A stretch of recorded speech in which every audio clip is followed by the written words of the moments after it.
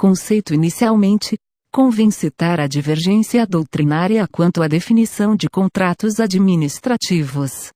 A maioria da doutrina prefere a terminologia contratos da administração, expressão em sentido amplo. Quando esses contratos são regidos pelo direito privado, denominam-se contratos privados da administração, e, quando regidos pelo direito público, recebem o nome de contratos administrativos. Podemos, no entanto, conceituar contrato administrativo como a convenção estabelecida entre duas ou mais pessoas para constituir, regular ou extinguir, entre elas, uma relação jurídica patrimonial, tendo sempre a participação do poder público, visando a persecução de um interesse coletivo. Sendo regido pelo direito público. É o ajuste que a administração pública firma com o particular ou outro ente público, para a consecução de interesse coletivo. 2.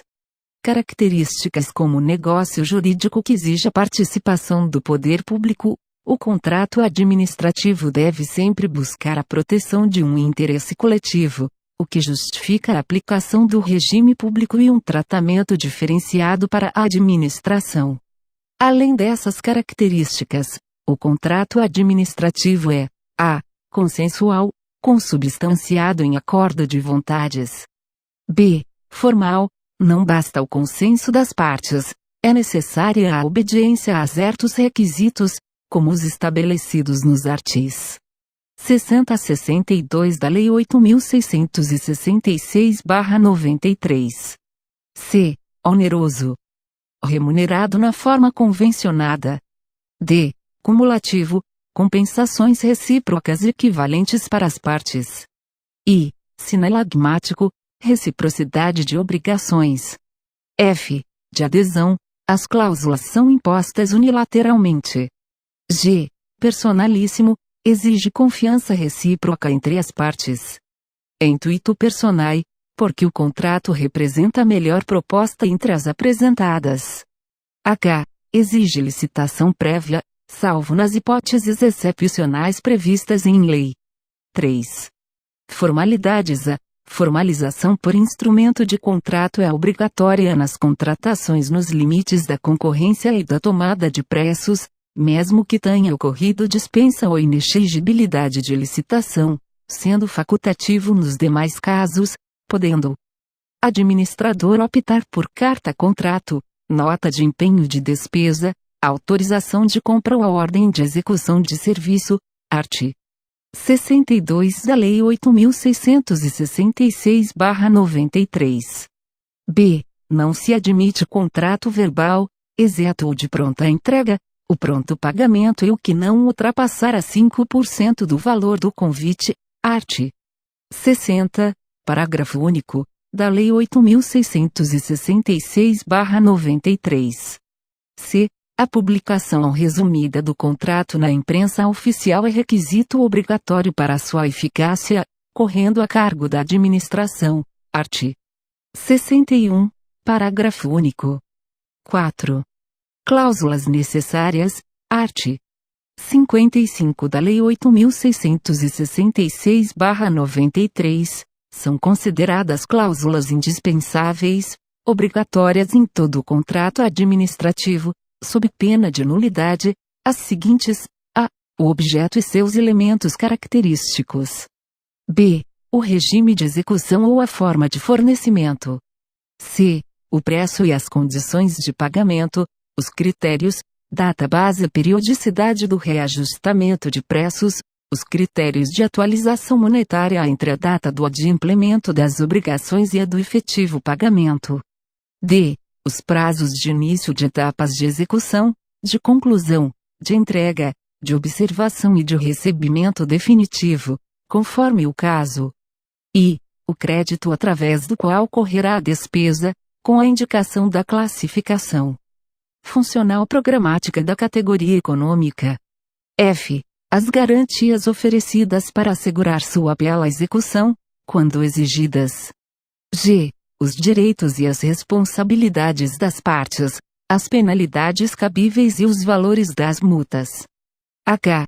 os casos de rescisão e o reconhecimento dos direitos da administração, em caso de rescisão administrativa, prevista no art. 77 da Lei 8.666/93.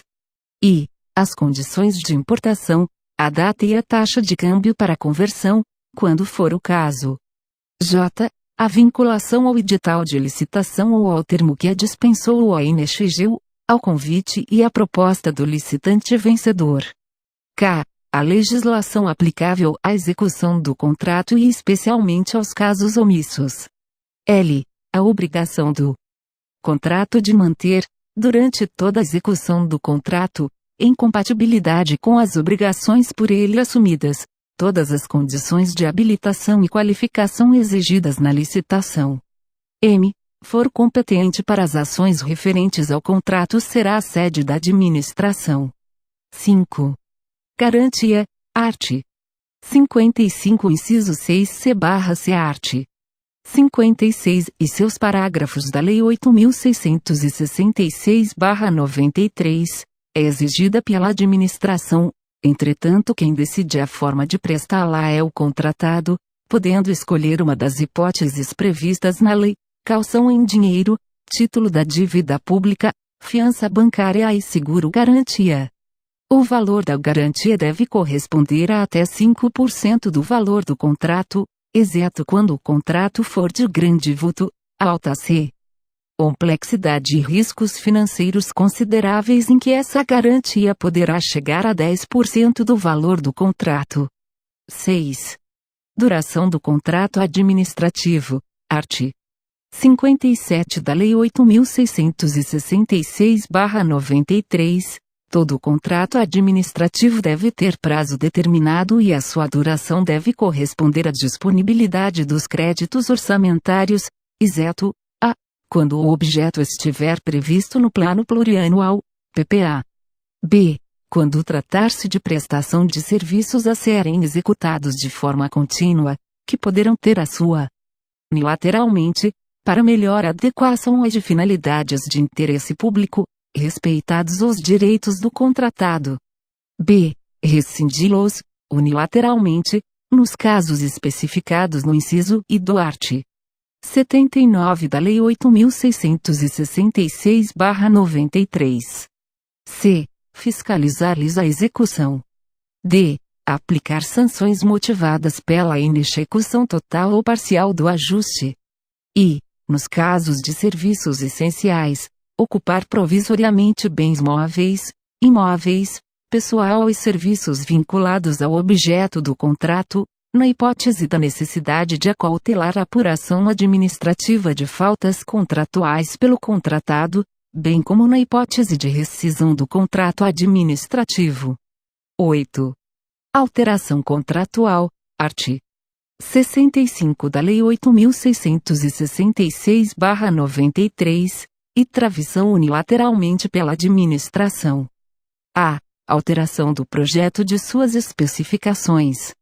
B. Alteração do valor em razão da alteração do objeto. Nesse caso o contratado é obrigado a suportar os acréscimos e supressões até o limite de 25%, excepcionalmente, quando tratar-se de reforma de edifício e equipamento, esse limite pode chegar a 50% para os acréscimos.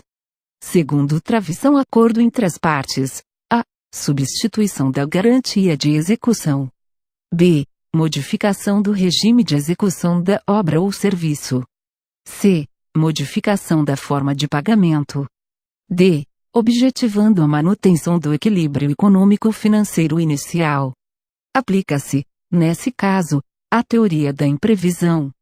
O equilíbrio econômico e financeiro é a maior garantia do contratado e não pode ser afastada.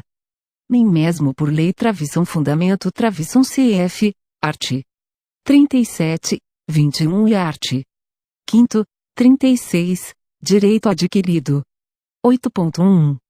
Teoria da imprevisão consiste no reconhecimento de que eventos novos, imprevistos e imprevisíveis pelas partes e a elas não imputados, refletindo sobre a economia ou na execução do contrato, autorizam sua revisão para ajustá-lo à sua situação superveniente, Antiga cláusula rebus sic instantibus. A. Força maior e caso fortuito, ato do homem ou fato da natureza. B. Fato do príncipe. Determinação estatal, geral e abstrata, superveniente e imprevisível, que onera o contrato, repercutindo indiretamente sobre ele incidência reflexa. C. Fato da administração, provém de uma atuação estatal específica que incide diretamente sobre o contrato, impedindo a sua execução nas condições inicialmente estabelecidas. D. Interferências imprevistas, sujeições imprevistas, fatos materiais imprevistos, existentes ao tempo da celebração do contrato, mas podem ser verificadas ao tempo da sua execução. 9. Formas de extinção são formas de extinção contratual, e travição conclusão do objeto ou advento do termo contratual. Segundo travição rescisão, art. 79 da Lei 8.666/93, a rescisão administrativa, promovida por ato unilateral da administração, por inadimplência ou por interesse público, nesse caso cabe indenização travição art. 78, incisos I a 12 a 17, da Lei 8.666/93. B. Rescisão amigável, por acordo mútuo, mediante distrato, art. 78, incisos 13 a 16, da Lei 8.666/93. C. Judicial, art. 78, incisos 13 a 16, da Lei 8.666/93. D. De pleno direito, acontece independentemente da manifestação de vontade das partes, por fato superveniente que impede a manifestação. Ex. Falecimento do contratado, dissolução da sociedade, perecimento do objeto. Terceiro, travição anulação, quando se verificar ilegalidade. A declaração de nulidade opera-se retroativamente e não exonera a administração do dever de indenizar, pelo que já houver executado o contratado, além de outros prejuízos, art. 59 da Lei 8.666/93. 10. Penalidades pela inexecução total ou parcial do contrato, a administração poderá, garantida prévia defesa, aplicar ao contratado as seguintes sanções: a. Advertência. b. Multa, na forma prevista no instrumento convocatório ou no contrato. c. Suspensão temporária de participação em licitação e impedimento de contratar como administração, por prazo não superior a 2 anos. d. Declaração de inidoneidade para licitar ou contratar como administração pública, enquanto perdurarem os motivos determinantes da punição ou até que seja promovida a reabilitação perante a própria autoridade que aplicou a penalidade, que será concedida sempre que o contratado ressarcir a administração pelos prejuízos resultantes e após decorrido o prazo da sanção aplicada, com base na hipótese anterior. A aplicação dessa pena é competência exclusiva do Ministro de Estado, do Secretário Estadual ou Municipal, conforme o caso, facultada a defesa do interessado no respectivo processo, no prazo de 10 dias da abertura de vista, podendo a reabilitação ser requerida após 2 anos de sua aplicação. Nas demais penalidades o prazo para a defesa é de 5 dias úteis. 11. Contratos em espécie 11.1. Contratos propriamente ditos. A contrato de prestação de serviço é a contratação de atividades privadas de que a administração necessita. Difere da concessão, porque o prestador é mero executor material para o poder público, não tendo poderes. Ademais, o usuário não mantém relação jurídica com o contratado, e sim como administração, e a remuneração não é tarifa, art. 6º, 2º, da Lei 8.666/93. B. Contrato de obra, refere-se a construções, reformas ou ampliações de coisas, bem como a fabricação de produtos, podendo ser celebrado por meio de empreitada por preço global ou por preço unitário, tarefa ou empreitada integral, art. 6º, I, da Lei 8.666/93. C. Contrato de fornecimento, contrato em que o poder público adquire bens móveis e semoventes, necessários à execução da obra, serviço ou atividade administrativa. O conteúdo é a compra e venda. 11.2. Contrato de concessão. A concessão de uso de bem público pressupõe a utilização especial de um bem público pelo particular, por razões de interesse público, exigindo prévio procedimento licitatório. B. Concessão comum de serviço público é a delegação de sua prestação feita pelo poder concedente, mediante licitação, na modalidade de concorrência, que terá procedimento diferenciado à pessoa jurídica ou consórcio de empresas que demonstre capacidade para prestá-lo, por sua conta e risco, e por prazo determinado, art. 2º, da Lei 8.987/95. Pode ser ou não precedido de obra pública. C. Concessão especial de serviço público.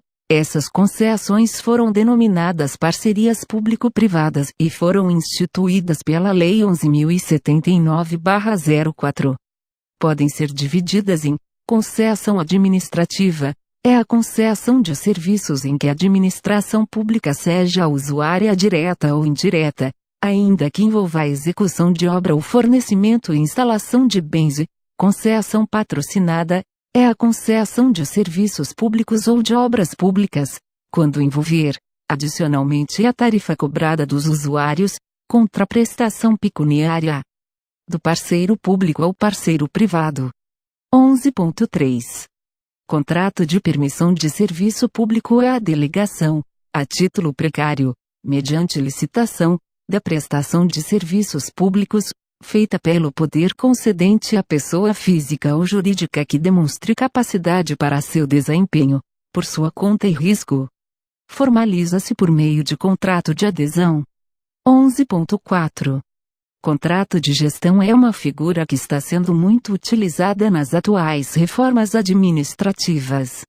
Podem ser celebrados entre a administração direta e a indireta, constituindo as agências executivas, entre a administração e um particular, formando-se as organizações sociais e, nas hipóteses do art.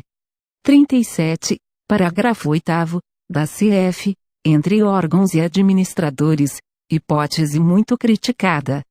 12. Convênio e consórcios. Convênio é o acordo firmado por entidades políticas, de qualquer espécie, ou entre elas e particulares, para a realização de objetivos de caráter comum, recíprocos. É diferente do contrato administrativo em que o objetivo não é comum. Algumas regras estão previstas no art. 116 da Lei 8.666/93.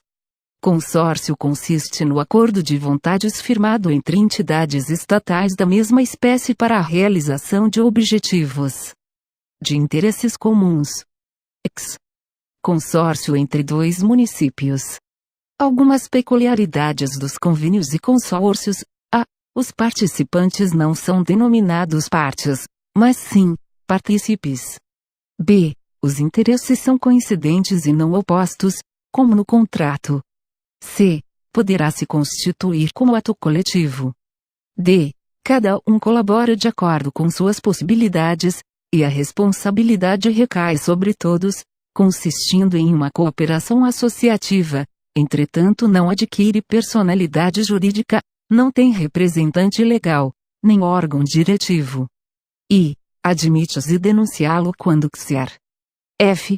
É instrumento de descentralização, é forma de fomento. G. Depende de autorização legislativa, obrigatória quando necessário repasse de verbas não previstas no orçamento e, em qualquer caso, deve ser dada ciência à Casa Legislativa. H. As verbas só podem ser utilizadas no próprio convênio e estão sujeitas a controle pelo Tribunal de Contas. I. Nos consórcios e nos convênios, aplica-se, no que couber, a Lei 8.666/93. 13. Consórcios públicos. O consórcio público foi definido pela Lei 11.107/05, constituindo a associação de pessoa jurídica de direito público ou de direito privado e formaliza-se por meio de contrato. Os objetivos serão determinados pelos entes da federação que se consorciarem.